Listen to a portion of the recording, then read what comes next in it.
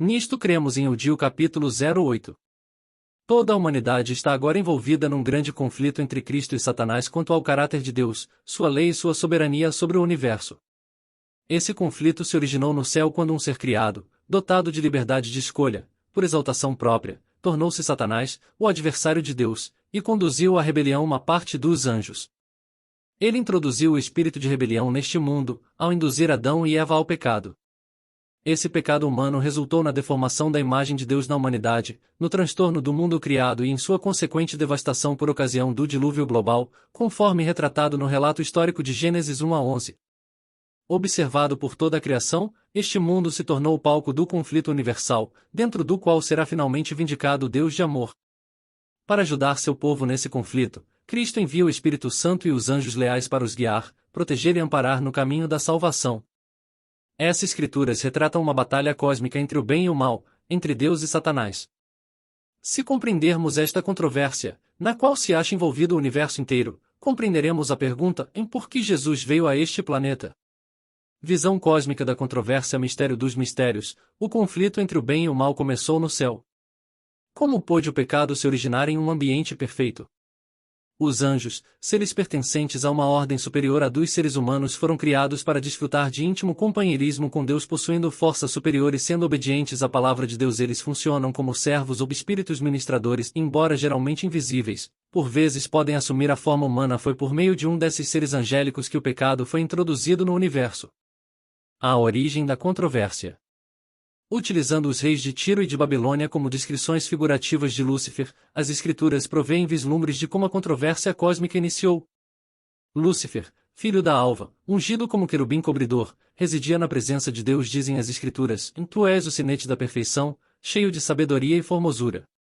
Perfeito eras nos teus caminhos, desde o dia em que foste criado até que se achou iniquidade em ti. Embora o surgimento do pecado seja inexplicável e injustificável, suas raízes podem ser encontradas no orgulho de Lúcifer. Elevou-se o teu coração por causa da tua formosura, corrompeste a tua sabedoria por causa de teu resplendor. Lúcifer se recusou a permanecer contente com sua exaltada posição, recebida do Criador.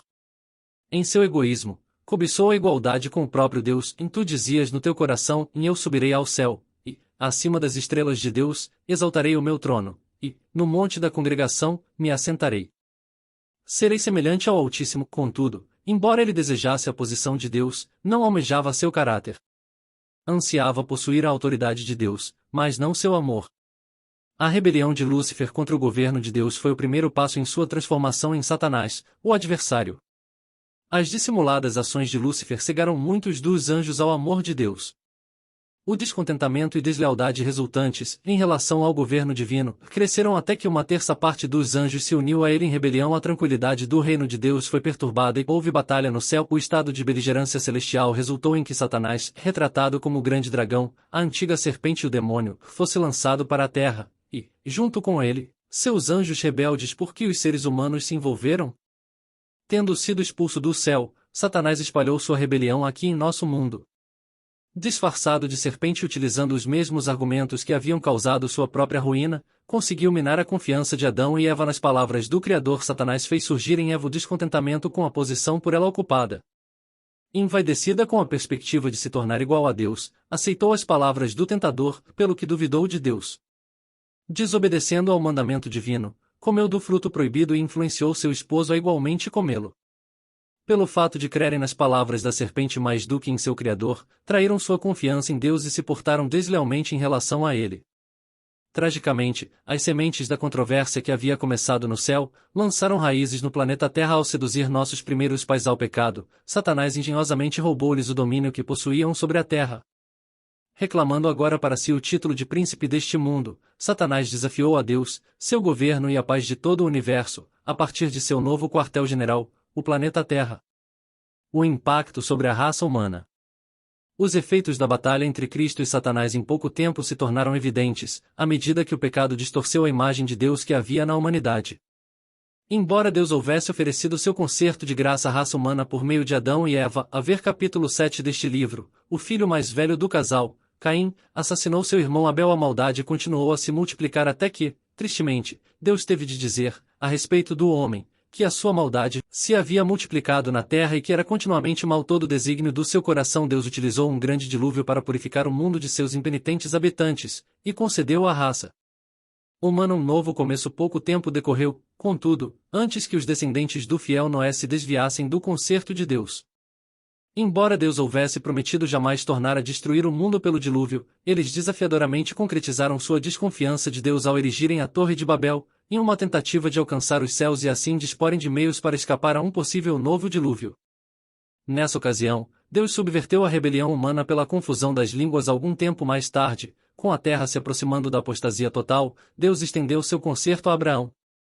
Por intermédio desse patriarca, Deus planejava abençoar todas as nações do mundo. Contudo, as sucessivas gerações de descendentes de Abraão se provaram infiéis ao gracioso concerto divino.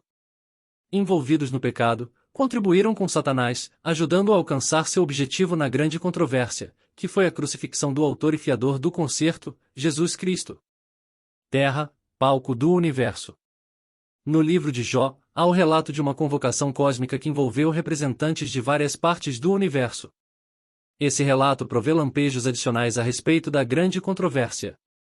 Assim começa o relato: e num dia em que os filhos de Deus vieram apresentar-se perante o Senhor, veio também Satanás entre eles. Então, perguntou o Senhor a Satanás: em donde vens? Satanás respondeu ao Senhor e disse: em de rodear a terra e passear por ela. Foi então que o Senhor disse: em Satanás, observe o meu servo Jó. Ele obedece fielmente às minhas leis. Ele é perfeito. Satanás contra-atacou: sim, ele é perfeito, mas o é apenas porque precisa pagar a ti. Não é verdade que tu o proteges? Cristo respondeu, permitindo que Satanás provasse a Jó da forma como bem entendesse, desde que sua vida não fosse tomada. A perspectiva cósmica provida pelo livro de Jó fornece poderosas provas da grande controvérsia entre Cristo e Satanás. Este planeta é o palco sobre o qual está sendo travada esta luta dramática entre o certo e o errado.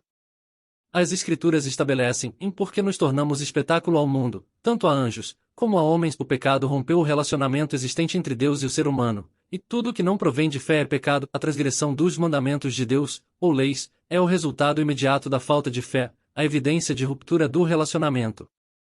Por outro lado, por meio do plano da salvação, Deus pretende restaurar a confiança no Criador, a qual leva a um relacionamento de amor que se manifesta por de obediência.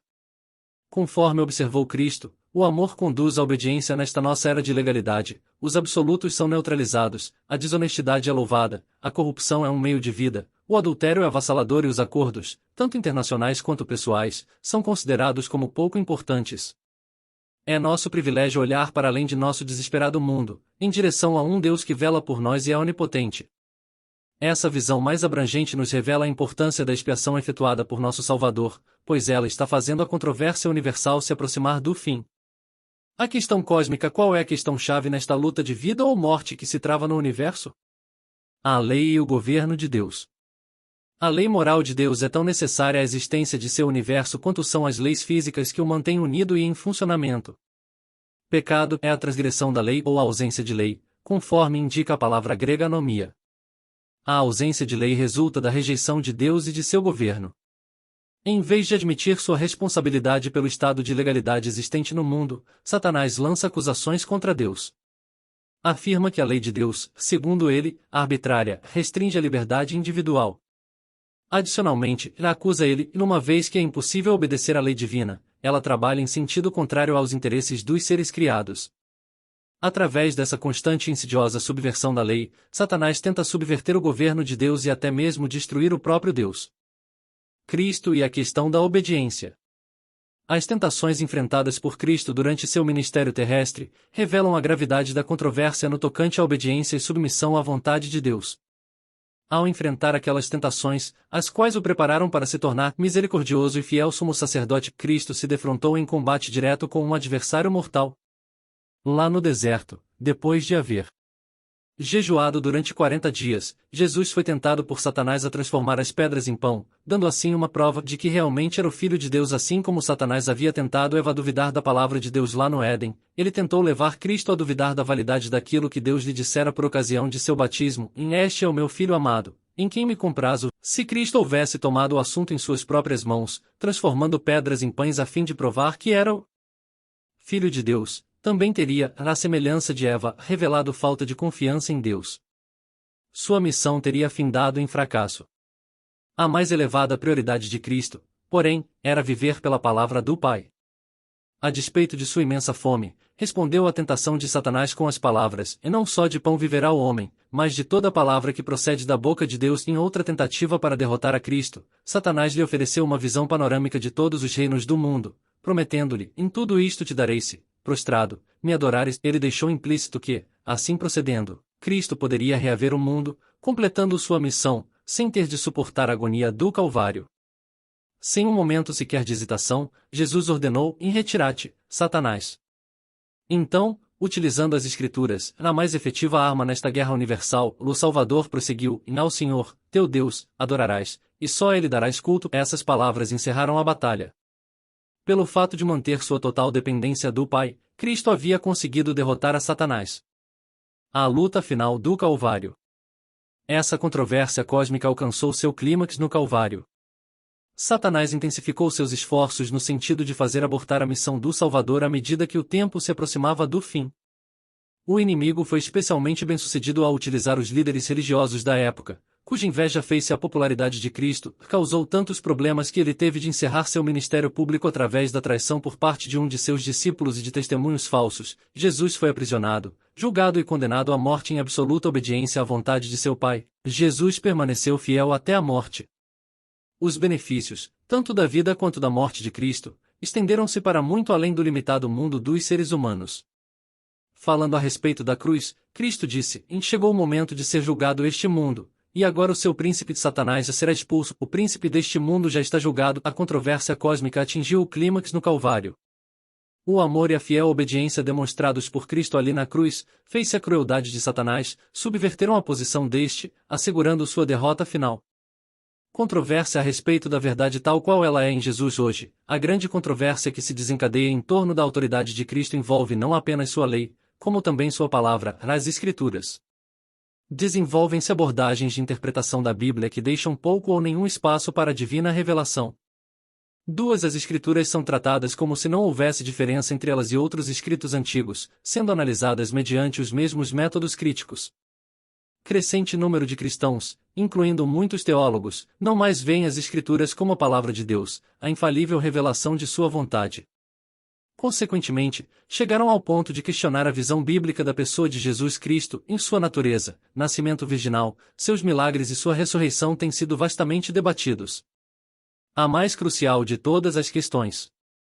Quando Cristo perguntou: "Em quem diz o povo ser o Filho do Homem?", os discípulos responderam: "Uns dizem, em João Batista, outros, em Elias, e outros, em Jeremias ou algum dos profetas." Em outras palavras, a maioria de seus contemporâneos o consideravam meramente um homem. As Escrituras prosseguem com o relato. Jesus perguntou aos 12: "E mais vós, quem dizeis que eu sou?" Respondendo Simão Pedro, disse: "Tu és o Cristo, o Filho do Deus vivo." Jesus lhe afirmou: "Bem-aventurado és, Simão Barjonas, porque não foi carne e sangue quem te revelaram, mas meu Pai, que está nos céus." Nos dias de hoje, todos defrontam a mesma questão apresentada por Cristo aos discípulos. A resposta da pessoa a esta questão de vida ou morte depende de sua fé no testemunho da palavra de Deus. O centro das doutrinas bíblicas. Cristo é o foco das Escrituras. Deus nos convida a compreender a verdade tal qual ela é em Jesus, pois Ele é a verdade. Uma das estratégias de Satanás no conflito cósmico é tentar convencer as pessoas de que podem compreender a verdade independentemente de Cristo. Assim, vários centros de verdade têm sido propostos, quer individualmente, quer combinados uns com os outros: o homem, a natureza, o universo observável, as Escrituras e a Igreja. Embora todas essas fontes tenham sua parte na revelação da verdade, as Escrituras apresentam a Cristo como o Criador de cada uma delas, transcendendo-lhes. Todas somente encontram significado real naquele de quem derivam.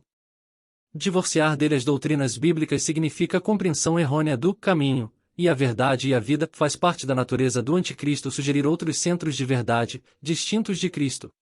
No original grego, anticristo não significa apenas contra Cristo, mas também em lugar de Cristo. Ao colocar alguns outros centros de verdade em lugar de Cristo, no contexto das doutrinas bíblicas, Satanás alcançou seu objetivo de desviar a atenção daquele que representa a única esperança da humanidade.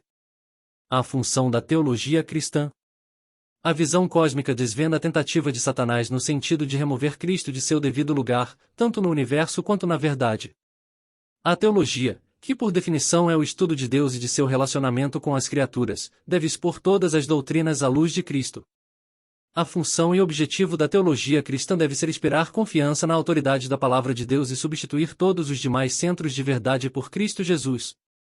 Quando ela se ocupa desta função, a teologia cristã serve adequadamente à Igreja, pois se dirige à própria raiz da controvérsia cósmica, expondo-a e enfrentando-a com o único argumento não controvertido, Cristo, conforme revelado nas Escrituras. A partir dessa perspectiva, Deus pode utilizar a teologia como um instrumento efetivo no auxílio à humanidade, ao esta se opor aos esforços de Satanás na Terra. O significado da doutrina. A doutrina da grande controvérsia revela a tremenda batalha que afeta todas as pessoas uma vez nascidas neste mundo, ou seja, que em realidade atinge todos os rincões do universo. Diz a Escritura, porque a nossa luta não é contra o sangue e a carne, e sim contra os principados e potestades, contra os dominadores deste mundo tenebroso, contra as forças espirituais do mal, nas regiões celestes. A doutrina produz um estado de constante vigilância. A compreensão desta doutrina convence a pessoa da necessidade de combater o mal. O sucesso será possível tão somente por meio da dependência de Jesus Cristo, o capitão dos exércitos, aquele que é forte e poderoso, o Senhor, poderoso nas batalhas conforme disse Paulo, o fato de assumirmos a estratégia de sobrevivência indicada por Cristo. Significa tomarmos sobre nós toda a armadura de Deus, para que possais resistir no dia mau e, depois de terdes vencido tudo, permanecer inabaláveis. Estai, pois, firmes, cingindo-vos com a verdade e vestindo-vos da couraça da justiça. Calçai os pés com a preparação do Evangelho da paz, embraçando sempre o escudo da fé, com o qual podereis apagar todos os dardos inflamados do maligno. Tomai também o capacete da salvação e a espada do Espírito, que é a palavra de Deus, com toda oração e súplica, orando em todo tempo no Espírito e para isto vigiando com toda perseverança e súplica por todos os santos. Quão grande é o privilégio do verdadeiro cristão! Viver uma vida que se caracterize pela paciência e fidelidade, uma permanente prontidão para enfrentar o conflito manifestando constante dependência daquele que nos torna mais que vencedores, isso explica o mistério do sofrimento. O mal não se originou com Deus. Aquele que ama a justiça e aborrece a iniquidade não pode ser acusado diante da miséria do mundo. Satanás, um anjo caído, é o responsável pela crueldade e sofrimento. Podemos compreender melhor os roubos, assassinatos, funerais, crimes e acidentes, aqueles que mais nos partem o coração, quando os contemplamos dentro da moldura do grande conflito. A cruz testifica tanto da capacidade destruidora do pecado quanto das profundidades do amor de Deus em favor dos pecadores. Portanto, a grande controvérsia constitui um tema que nos ensina a odiar o pecado e a demonstrar amor pelo pecador. Ela expõe o atual interesse amorável de Cristo pelo mundo. Após seu retorno ao céu, Cristo não deixou seus filhos órfãos. Manifestando grande compaixão, providenciou-nos todo o auxílio possível na batalha contra o mal. O Espírito Santo foi comissionado a encher-nos em favor de Cristo, representando nossa constante companhia até que Jesus retorne outra vez. Os anjos também foram comissionados a se envolver com sua obra salvadora. Nossa vitória está assegurada. Podemos manifestar esperança e coragem quando contemplamos o futuro, uma vez que o nosso Mestre está no comando. Nossos lábios podem se abrir em magnífico louvor diante de sua obra redentora. Ela revela o significado cósmico da cruz. A salvação da humanidade achava-se em jogo durante o ministério e morte de Cristo, pois ele veio para oferecer a vida para a remissão de nossos pecados. Ao assim proceder, vindicou o caráter, a lei e o governo do Pai, contra os quais Satanás lançara falsas acusações. A vida de Cristo vindicou a justiça e a bondade de Deus, demonstrando que a lei e o governo de Deus eram justos. Cristo revelou a falta de fundamento dos ataques de Satanás contra Deus, mostrando que por meio de total dependência do poder e da graça de Deus, os pecadores arrependidos podem se erguer acima dos aborrecimentos e frustrações causados pelas tentações, e podem viver vitoriosamente em relação ao pecado.